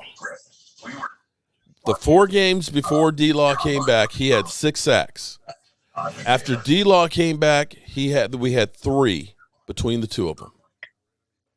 Yeah, but I don't know. D-Law became the player that he is compared to Parsons. I think D-Law, what he does, he shuts down the run on that side. No, he doesn't. Can't deny that. That's the bullshit line they keep feeding you in the same way they talk about Tyrone Crawford. You know, he does the dirty work. That's the line they fed us for 2 years and said we can't lose that guy because he does the dirty work. And people keep trying to tell you that D-Law stats are not that good, Betty. They're not that good. He is not the same guy that he was 4 years ago. In our mind, we keep thinking he is, but he's not. He's never been that guy. And at $27 million for a cap hit, no. Well, yeah, we can all agree he's not worth that money. Deny saying I want to keep him if he takes a pay cut. Yeah, why would I take a pay cut? Amari, why would he take a pay cut when he was like, "Screw you, I'm not getting my shoulder operated until I get my money"? Why would he now take a pay cut? Yeah, because if he goes on the free agent market, ain't nobody gonna pay him what he's. At the same time, he's getting at the end of his career, and he knows that maybe he needs to put a team together. He's sucking up most of the money, you know. But here's the thing. And that's the thing. The Players Associations don't want you to take less money ever. You know? They would rather you go elsewhere. But if he wants to continue to play here, you know he's going to be the next guy on the chopping block. You know. Well, he needs to be the guy that's on the chopping block now. Well, the Cowboys have 2 weeks. 2 weeks to figure out who's going to get cut or else their contract is permanent. You know, they didn't go to Jalen Smith and say, you know what, Jalen, we overpaid you. How about you take a pay cut? We were dumb enough to go ahead and say we're going to hold on to him and pay his full contract and then release him. Hey, Mark, what do you think about this Quan Alexander from New Orleans? He's an inside linebacker. I don't know that much about him. I want Christian Harris. I would love to get to Mario Davis myself, but if he gets released, but that's just me. I'm looking at Quan's stat line from last year. Mm-hmm. He was only earning a little over $1 million a year. And this guy had 12 games. He had 50 tackles, 4 sacks, 7 QB hits, 1 forced fumble, and an INT. Not bad. No, and if you want to get him cheap, there's your cheap linebacker right there. That number may increase quite a bit, though. That number's going to go way up. That number probably going to go up. Yeah. With those numbers, I don't think he's going to settle for $1 million. Heck, pay him the $3 million. Yeah. He's going to be more than 3. He might be around 6. But that's better than the 9.5 we paid Jalen. Exactly. I said when they signed Jalen, that was a big mistake. And they signed him before they had to. I think they sort of did that to spite Dak, showing him they were signing all these people trying to get him to get on board. No, that was a Zeke contract time. Yeah, and that's the big mistake we made, paying Zeke. We should have let him walk. If he really wanted to, we should have made him. Chris Edwards, what the heck? Chris, what are you driving? Is that FedEx? Chris, your mic is muted. Be careful there while you're driving there. Oh, yes, sir. No, it's the end of the day. Oh, end of the day. All right, man. You know, I'm waiting for a FedEx delivery. You don't happen to have my epoxy resin on your truck, do you? Nah, I wish I had my sunglasses on this truck. Oh, okay. All right. Well, shout out to you for getting everything delivered. I'm waiting for my train to arrive that I ordered like 3 weeks ago. Train? What kind of train? Yeah. Model? Oh, it's a cab forward, Southern Pacific. Yeah, it's model train. What scale? I'm waiting for my HO1. HO. All right. I almost bought a Dallas Cowboy HO scale one. I saw a couple of those on eBay. You know, my mom still has like my old HO trains from like when I was like a kid. I had a Santa Fe and a Chattanooga Choo Choo and all that. I wonder if they still actually work. They're probably gummed up after about the last 40 years. Oh heck, you could easily clean those up. It's not hard to clean them up. Okay. And DMV had to hop off. Well, DMV, you can always hop back on. We'll go to 6 o'clock here. I've had fun with you guys. Stop wasting money on the stadium. This is like very good therapy. Definitely, yeah, definitely. Oh, yeah, and then we don't have to interact with Philadelphia too much either because I'm not looking. That dude gets on my fucking nerves. I love weed. How do you know your package is late, man? You're high. or is that your package you're waiting on? It's some more weed. Hey, my package is late. Damn it, I love weed. Get that shit here. Get in here. He wants to get a little bit more high. Oh shit. But the worst GM in the league, Philadelphia, you dumb as hell. Well, we all agree with that one. Jerry Jones is trash. NFC East, best division in football. Okay. Cocaine. Somebody is high over there too. All right. So, what position are we going to draft first in the draft? NFC East is the best conference in the league. Is a fucking retard. Oh, I agree. So, what position do we think we're going to draft first in the draft? I'd love that run. I think linebacker. I think it'll be, I have a feeling it's going to be a wide receiver. Because that's Dallas Cowboys doing Dallas Cowboy things. Say that, Mark. We don't need unless it's Chris Olave. If it's Chris Olave, I'll take the receiver. But if it's not him, I don't want one from Baylor. We need to take him in a second, though. We need an offensive lineman. Offensive lineman or defensive lineman? Either one, I'm happy. DL. Either one, I'm happy. O-line, D-line, linebacker. Now, the offensive line is the offensive line, tight ends, and D-line are definitely a lot of players. So the Cowboys will probably think we can get a good one in the third or fourth round. Mark, I go linebacker. It's just the offensive and defensive lineman. I want that. It's like Wall Street. Yeah. There are stock full of offensive and defensive linemen in this draft this year. That's the reason why I'd say go linebacker, and then I go lineman later on. There are so many linemen in this draft this year. Yeah. You can't miss out. DMS says wide receiver, linebacker, D tackle, offensive lineman. Nathan Henry said or center. It's hard to say that there's not a position on this team. I mean, minus like 2 or 3 that you couldn't take somebody in the 24th pick and improve, some of these positions. Well, their philosophy, of course, is best player available. So what we'll do is let's get a kicker. We'll go bargain basement shopping to plug some holes. Some money and get a new I like it.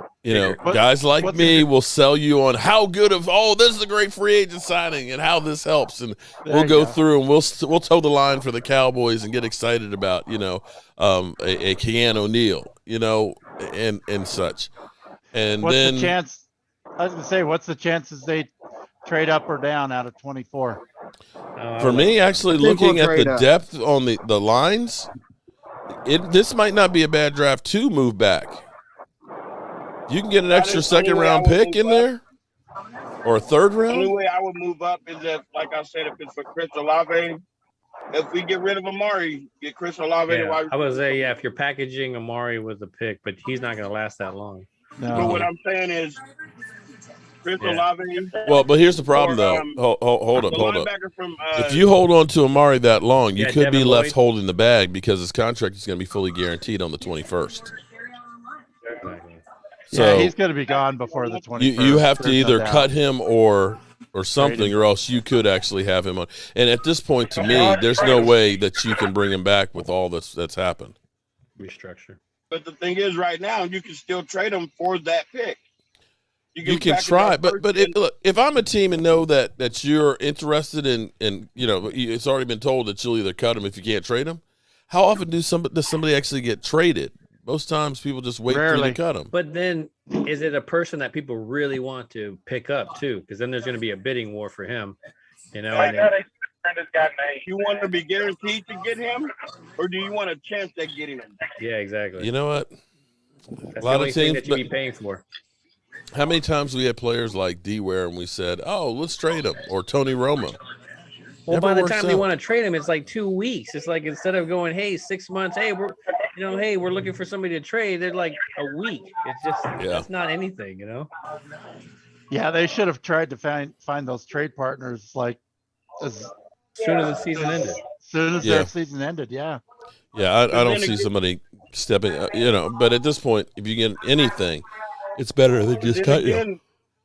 How do we know that they're not pulling another bullshit move? And instead of releasing Amari, they extend them. They would. That would solve the money thing. Because what do the Cowboys do? The Cowboys would smear you just to get publicity. Look what they did with Zeke. They talked all that shit about Zeke and then ended up extending him. True. Remember that slogan, Zeke who? Yep, same with D-Law. Yep. D-Law. Yep. When's Amari's contract up? This is different because Amari's got 3 more years left on it. We might as well if we gave up a first for him. No. 24. Yeah. That's true. I mean, the guaranteed money is gone on his contract, which makes him the easiest one to get rid of. I'm going to say 24 was his last. Yeah. Because basically they made that as like a 2-year deal. What's going on with Lawrence? Good question, because the focus isn't on him anymore. It sounds like they're going to end up holding on to him. All the focus has been Amari Cooper. I'd rather get rid of Lawrence, to be honest. I'm with you on that one. Yeah. $27 million cap hit. I'd get rid of Lawrence and Cooper. Well, yeah. We can't get rid of both of them. Why can't you? We can. We just need a plan. I'd rather. Okay. I'd rather clear house. Okay. I don't want to clear house. I want to win. The thing is, though, if you're going to get rid of D-Law, you make him a June 1st cut, so that way you get 19 back. If you cut D-Law, just make him a straight cut, you only save 9. I don't like the straight cuts. I don't like the cuts. I want trade value.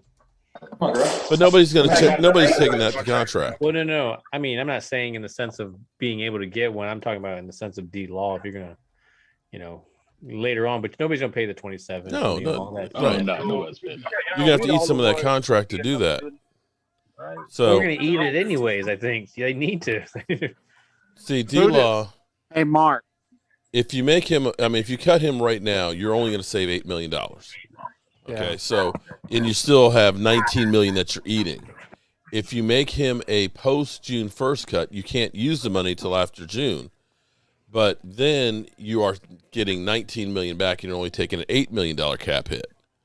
So that's one of those ones that you say, who's going to be left? Yeah, who's going to be left over? Well, now comes the biggest question: who do you use the franchise tag on? Nobody. You don't have to use the franchise tag. Nobody works it. But you're not using it on Randy Gregory to pay him $21 million. They should have used it on Dan Quinn. That was it. Thank you. Yeah. Mark. Yeah. I just got through seeing a short video with Mike Fisher. They're thinking about Schultz using the tag on. Oh, yeah. I know. Thomas, all you had to do was watch my channel. I put that out a couple hours ago. That's fucking bullshit. They better fucking not. I lose my shit. Well, who was it? Dalton Schultz. I mean, it'd be about $11 million. No, he's not worth it. I agree with you on that one. But you could bring it back instead of them working out a deal, then of course it's panic time. We've got to use a franchise tag on them. You just get a for late tight end. It's just next man up. For tight end, you can't. We don't have no franchise free agents. Yeah, for tight end, it's just next man up. You can't. Quite frankly, I think and do what we got to do to win. Well, quite frankly, I think you're better off letting him go. Exactly. And getting, let somebody else pay him and get a compensatory pick, even if it's only a fourth or fifth. Down the road. So when you franchise him, hey Mark, hey, hold it, Zachary Zimmerman. Hey Mark, my classmate Cologne Barnes just ran a 4.23 in the combine. Damn, his nickname is Boogie. It was Zachary. Zachary, can you get a brother an interview? Yeah. Since he's your classmate, can you get him on the Jobu Sports Report? Shout out and appreciate the super chat there. Well, when you franchise Killer, what you're doing, when you franchise Schultz, what you're doing is telling me that he's in the same boat as Kelsey and Kittle, that he's a game breaker, and he is not. Not even close. Not even close. I remember all those fumbles he was having and drops. Oh yeah, he had way too many drops. He's good, but that's how the Cowboys got in trouble. You don't pay good players great money.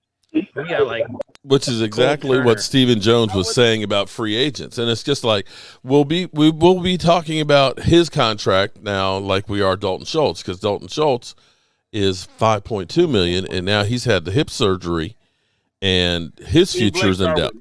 Huh? That might be it. I mean, Blake Jarwin, excuse me. Right? It may be it for him. Now they can possibly cut him and save $3 million and just have the 2.2 in dead money, but it seems like we are always having these post big contract conversations of why did we pay that guy? But you gotta take the gamble. I think Jarwin's been injured way too much. I don't think Jarwin's a been a disappointment. I think Jordan might be done. Yeah. Oh yeah. Hip injuries are nothing to joke about, man. Like even if they're trying to tell you that it's something small, it's like it's a hip injury. You know, Bo Jackson, he didn't play. His career's done. His career was done after his. Johnny White, what's up? Shout out to Johnny White and the super chat. Look at how Lyle Collins looked this year after a hip last year. Yeah, and look at Tyrone Crawford after double hip surgery. Exactly. So, Johnny, what I would do is I would go get O.J. Howard. Mm-hmm. Hey, Mark. Go get O.J. Howard. That dude was Mark. Yes. The tight end I would get is Hayden Hurst. Mm-hmm. No, I wouldn't. Yeah, good one.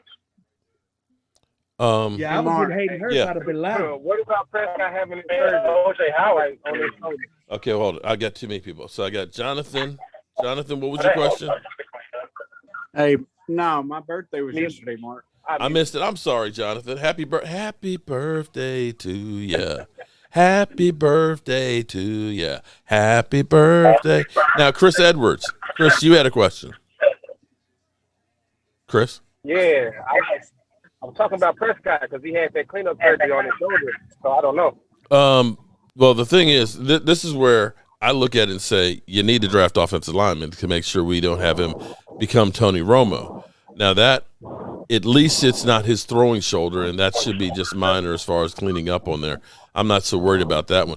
To me, I was worried that he was going to end up having another surgery on his leg. That was my bigger concern, that I was thinking that maybe there's a little bit more to that one than what we were led on. Because I still think he was, when you watch him sometimes on his throws where he would do this kind of like jump hitch. Yeah. And to me, and that may have been the calf injury, and it may be that the calf just never healed right and didn't have enough time. I mean, Michael Gallup missed, 8 games with his calf injury? Dak missed 1. So, that had to be bothering him. I'm hoping that he's got that leg all together, and that the time that he's had since the season ended is finally the body being able to say, whew, because he had to bust his ass in the rehab trying to get back out on the field. And then, of course, the NFL season, that I don't think it was ever right. It really takes you about a year to get over a major, trauma and stuff like that. And he didn't have that year. Right back in there. Yeah. Crazy. Trucker's Life, how's dinner coming? You haven't put that on the... Good. It's out there smoking on the grill right now. All right, okay. I'm getting hungry now. Where are you parked at? I'm actually right outside my daughter's house. Oh, okay. I'm visiting with her for the weekend, but she's inside right now. Okay, I was just trying to get an address so I could, do a drive-by and pick up a slice. Oh, I'm in California. All right. Dante, where are you going? Going home, man. I went to Mississippi to visit my family. Going back to Atlanta. Okay. All right. Cool beans. Yeah. California. Okay. Oh, yeah. David Wiley, what's up? Shout out to you, David. Thank you for the super chat, my man. I miss seeing you on Sundays, man. Getting that gourmet food and stuff, man. All right. So we all think that the Cowboys are going to be ass next year. Do we have any hope at all?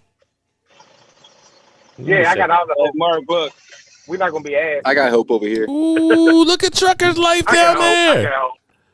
Oh man, that's got the char on the outside. Oh, I know that's juicy on the inside there. I know that's gonna be juicy. See it. Say something so I can see it. Truck is light. Can't see it. Yeah, no, he's showing us the cheek right there. Look, Jerks, get the food. Get the food, man. Oh shit. All right, but I'm gonna. You know what's gonna happen? Come on, baby. We're gonna start getting through free agency. We're gonna sign a couple of players. Next month we'll be up here for the draft, and we're gonna get all excited, and we're gonna fall back in love with the team. You know that, right? We are Charlie Brown. Yeah. We're thinking that Lucy's gonna hold on to the football for us, and she's gonna pull it out from under us again. Every year. Every freaking year. Right, I'm kind of tired of it. Right, it's up. It happens. You know, it happens. You know, every time when we get all excited and everything, when it come down to it, it leads to heartbreak. Right. Hey, but I don't know. We're lucky though. I watch some history about the NFL. To be a Bills fan, it's kind of tough. Or a Vikings fan, that's too. Or a Washington fan. Washington. Okay, let me shout out to Mark Hutchins. I would drive offensive line starting with the center, tackles, and guards and get rid of part-timers like Tyron Smith. Wow. We could be the Washington football team, okay? Washington is literally calling everybody about a quarterback. What if they don't find one? What if everybody says, you know what, I don't want to play for you guys? Hey, at least they try. But how you gonna call Kansas and say, yo, bro, you want to trade Pat Mahomes? Come on, be for real. Oh, come on, man. You know you ain't got no chance of getting Pat Mahomes out of there. Come on. You done called Aaron Rodgers. You done called Russell Wilson. Ain't nobody trying to play for you. Shout out to G. Whiting. We need to start drinking because it's about to get ugly. Damn. It's been ugly for 27 years. Man. Hey, I agree. Oh, man. So David Wiley said we need to do 2 tomahawk steaks for the draft this year. I don't know if we got that kind of money, though, David. That tomahawk steak ain't cheap. Maybe we just need to buy a cow. Maybe we get a cow and we let you butcher up and cut us all of those tomahawk steaks. Hey, Mark. Yeah. Say hi to Trevor's daughter. Oh, there's your daughter. Hey. She look all shy. How you doing? She's like, I don't know these people. Like, I'm just here for my daddy. Oh. Everybody telling you hi. Hey. Like, hey, okay, now get the camera off me. Like, whatever. Hey, she don't like being on my channel either. Oh, man. Kids. Nothing like them, man. They grow up so fast. Before you know it, they. Now, and I'll talk to you guys later. All right, man. Enjoy dinner. Oh yeah.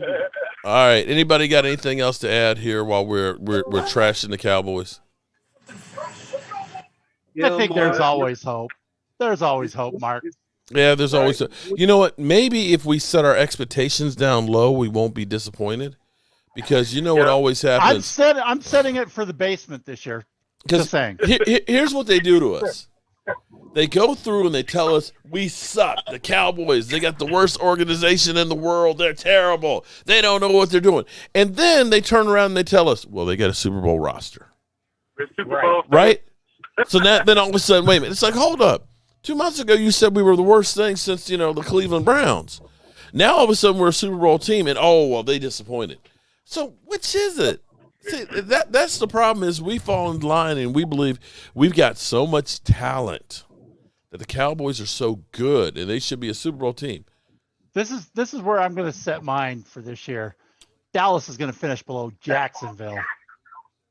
No, well, you'll never be disappointed then. Shit, you got nowhere to go but up.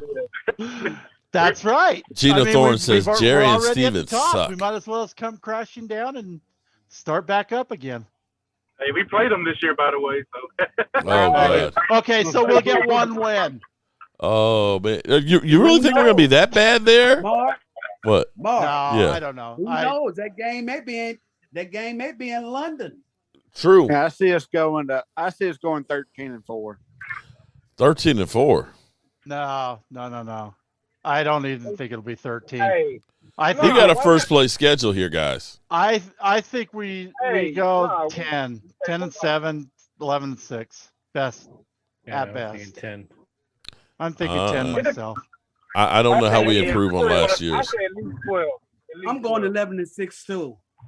I'm Hey, going 11 I and don't 6 care where we go, man.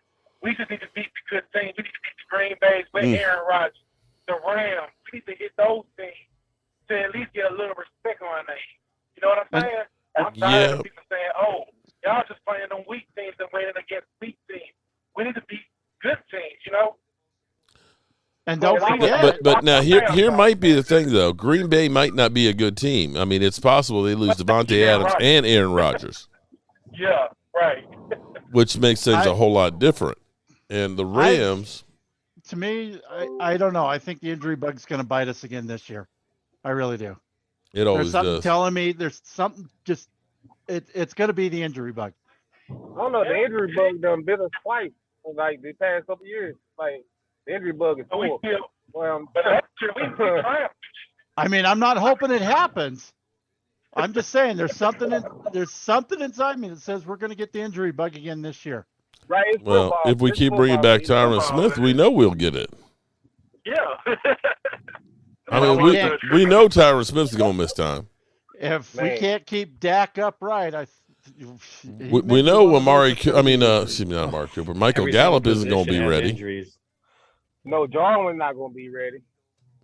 I think Jarwin is going to get cut. If he plays. Yeah. Yeah, I think Jarwin's a cut. You'll see him cut. Tony Simmons says our defense will keep us relevant. We build the offensive line like we did the defense last year. I agree with you on that one, Mark, 100%. I think so. For me, I'm going to still say I believe this draft needs to be about the line on both sides of the football. Yep. Yeah. That's what I would look at and say, you know what? I'm going to be able to be stout against the run. I'm going to be able to run the football, and then I will fill in the other pieces. We always do it the other way around. We always try and get the skill players and stuff, and then end up having our quarterback get killed because the offensive line's not there. And we must protect Dak Prescott. He's getting a lot more injuries. Yeah, I'm okay with the non-sexy guys. Yeah. As an ex-nose guard myself, I want us to get us a big boy, man. Well, that was me. And that's Dan Quinn surprisingly was a nose guard too, and so he understands about the big nasties in the middle. And I'm hoping that he has enough influence that he can convince them that we need to go ahead. And I have hopes for Quentin Bohannon, but he's very raw. He's still got a lot to learn and stuff. He's got the size and the strength, but he's got to learn to get low. Yeah. Hey, Mark, did you watch? My fault. No, good. You know, Mark, as a former linebacker, with Michael Parsons and Stephen A. Yeah. Hey, no, I like that. I like the way that Parsons reacted to Stephen A's joke. You know what I mean? Yeah. Now, I'm hoping that Micah stays hungry, and I think he will. That he doesn't go the Chase Young route, where Chase Young, I heard from a lot of local people that Chase Young was doing the club circuit quite heavy and didn't really focus in on actually the fitness side of the game. I hope Micah Parsons stays hungry and continues to take that next step and becomes that leader, that dog on defense that gets there. And I think he will. Yeah. Where did we get Parsons? At 11? Yeah. Yeah, we got him at 11. All right, the 10 picks before him. How many of them? 12, right? How many of them stayed on the field for all 16 games, or 17? I don't have the numbers on that, but nobody was anywhere close to what he did. Maybe who? That's a good question. The Lions pick. Mm-hmm. One of the corners that we was trying to get was out for the season. Yeah. Yeah, he went out. He was gone. Oh yeah, Horn. Yeah. Yeah, Casey Horn was gone after what, week 3, I think it was. Yeah. Yeah, before he played us. He was gone, literally gone. That was it. I was trying to remember Surtain as well. Surtain had some injury issues this year too. Mm-hmm. Well, clearly he was the player of the draft. I mean, they didn't even use him as a player, a defensive player here. Rookie, I mean, defensive rookie. Just because you get these pricey, high-pick players doesn't mean they're going to stay on the field the whole season. That's the truth. You don't know about anybody staying on the field. Picking corner in the first round always scares me for this team. I think.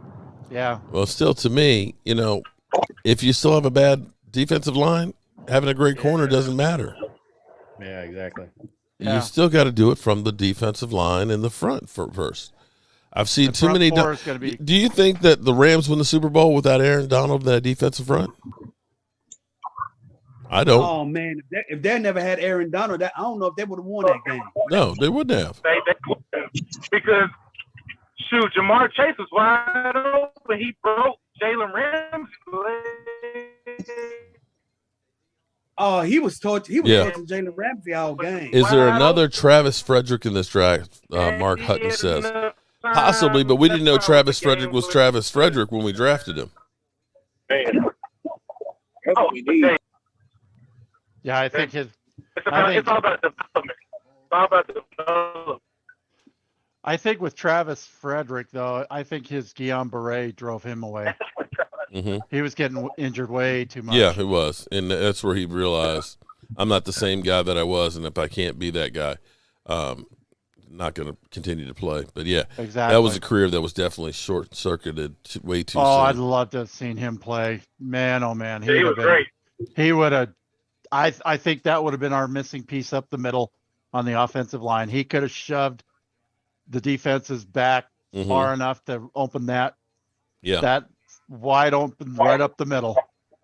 Right up the middle, right between Travis Frederick.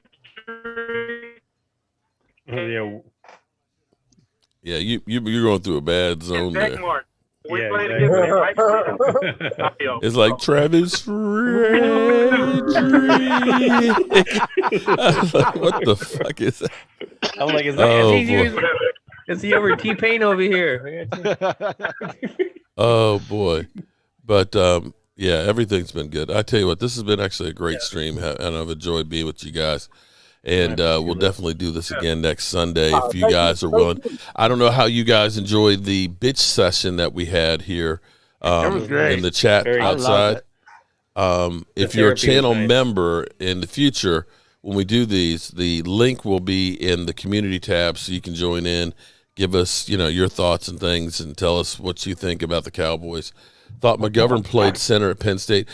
Tony Simmons, he did, and I was surprised that they didn't try him at center. Apparently, they don't think that he's that good of one to be the center for him. I thought they would have tried to work him in there some, but we sold out and said that Tyler Badish is the guy. Tyler's not the answer. Hey, Mark. Yes. Hey, I just want to say thank you for giving us the opportunity to voice our opinions, because nobody really cares except you, right? Well, I'm glad that I'm the one that cares. Then I appreciate that. Let's see. I love weed. Am I that high that I did not just? Wait a minute. Am I that high? What did I just hear? I love weed says. What did you just hear? I love weed. I don't know. What did he hear? It might be the sound that we heard. And he's like, damn, I must have gotten the wrong shit this time. Oh, Lordy. Yeah, his new stuff's on the way on the FedEx. That FedEx delivery must have just came in. Did I hear what I thought I heard, or was this some bad shit I'm smoking? Oh, boy. All right. Final thoughts, everybody, before we get out of here. Could be stuck somewhere in the Midwest somewhere. All right, we got 4 minutes left. Each one of you guys and our lady, give us your final thoughts for the day. Ladies first. There you go. I just hope that we turn things around, and by some kind of act of God or whatever, we can keep Amari Cooper. I don't care if we cut Dalton Schultz again. If we can keep Amari Cooper, I'll be happy with this offseason. Yeah, but I don't think that's going to happen. Chris? Oh, man. Hey, I don't know. I'm a channel member, a tailgate member, but I still haven't got my shot glasses or nothing. Chris, did you go on the Thrive site? Yeah. I'll do it again though. Okay. Send an email, okay, because what'll happen is if you go on the Thrive site and send a message on that one, Tracy will put a foot in my ass and say, how come Chris didn't get this? Because, see, she's got a whole process of she prints it out, and when it's shipped, we have to put it in the stack to go back in so she can register it. So it probably got lost somewhere in the translation. Or if you send it on the Thrive, then I can go ahead and say, honey, you missed Chris. Ha ha, I got you. Okay. In which case, I proceed to get a foot in my ass. But that's neither here nor there. Troy Daniels, what's up? Not much here. I guess if the one thing I would, in parting shots, Dallas, do the right thing this year and get us a team that can compete. Amen on that one. Get us a daggone team that can compete for all 17 games of the season. Amen. Right. There you Get go. us to the finish line. Amen. Dante Cole. Yes, I second what he just said. We need the key word for the new season is grow some key phrase. Grow some balls, man. Going ahead and just we need to be aggressive, man. And I'm just tired of this, as you call it, titty bumping play we be doing. There you go. Primetime Phil. I guess my two comments would probably be just on the draft. If we got an opportunity right there with Leonard Baum to pick him up because somehow he's dropped, you pick him up because you cannot name 5 centers in the NFL in general. And so to get a guy that would be top, and especially with zone kind of blocking, would be amazing. Schultz's replacement is in this draft somewhere, whether it's a Cole Turner, whether it's a Jake Ferguson, there's people here to replace him. You do not need to pay him $11-12 million when you have a guy here that will take it for, $700,000 pay cuts with these picks. So it's there. Don't spend the money, spend it on Curse, spend it on other people, All right. And Thomas Garrett, you're bringing up the rear, buddy. Well, I hope we resign. I hope they restruck Amari Cooper, but we know that's not going to happen.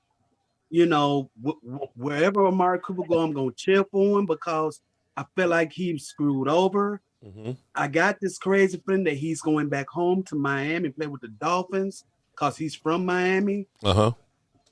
And first round draft choice, I would either go with a lineman or, I used to be a linebacker, maybe a linebacker.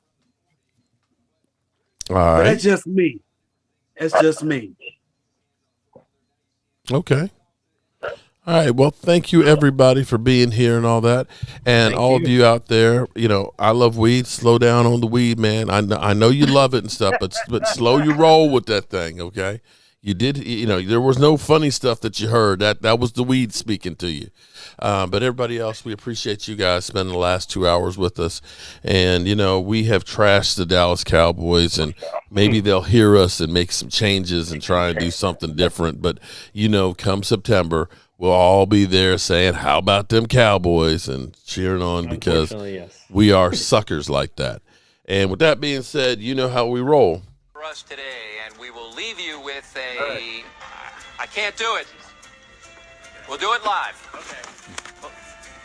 We'll do it live. We'll do it live. Do it live. I'll write it and we'll do it live.